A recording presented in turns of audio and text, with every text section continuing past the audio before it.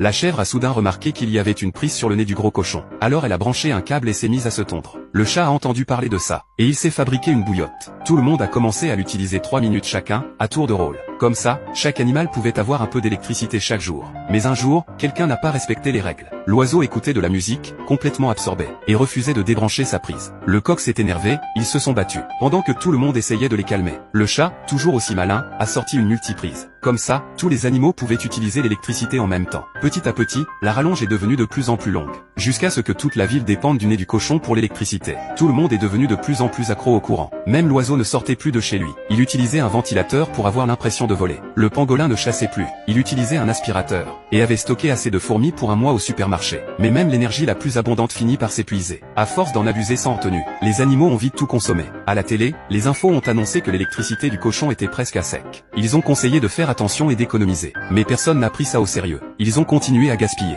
jusqu'au jour où toute la ville a été plongée dans le noir. Là, tout le monde a compris que c'était grave. Ils ont couru voir comment allait le cochon. Mais il était déjà mort, épuisé par la production d'électricité.